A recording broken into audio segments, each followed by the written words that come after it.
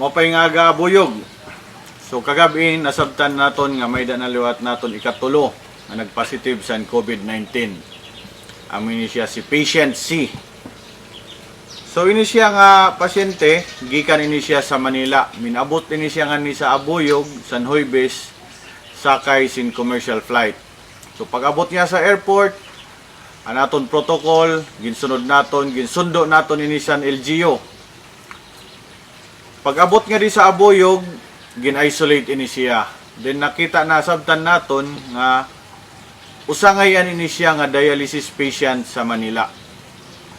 So nakita naton na niya kabutang nga kung ikadto naton siya sin isolation facility sa eskwelahan, sigurado mabutang sa alanganin ang iya health condition. So gin-check naton ini siya, nasabtan naton actually nga may da na sininiya negative results in PCR. Actually double negative results in PCR. Kaya singon kaduha ini siya gin-test sa PCR sa Manila, kaduha liwat ini siya mag-test sin negative. So tungod sa niya sitwasyon nga medyo frail siya, gin-admit naton ini siya sa ADH sa Abuyog District Hospital.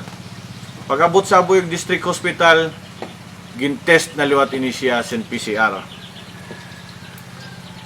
So tungod kay medyo amo lagi sensitibo niya health condition, gin-refer naton ini siya sa ABRMC Tacloban. San Bernes nga adlaw, ginhatod ini siya sa Tacloban. So karigsingon, mga 12 hours ini siya dida sa Abuyog District Hospital. San Friday nga adlaw, ginatod naton ini siya sa LGU lagi hapon ngadto sa ABRMC Tacloban.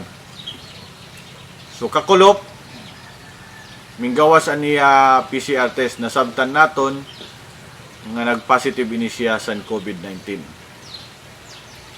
So ang ABRMC gin-isolate gyap ini siya, pati ang iya bantay nga kaupod niya. Dini sa Abuyog, may da niya usa nga bantay. Anaton gimbuhat, pakasabot naton sa balita nga nagpositive ini nga pasyente. Aniya bantay sa ADH nga ginkaupod niya simpira ka oras, gin-isolate gihap naton siya nga sinan iya ang bugos nga pamilya.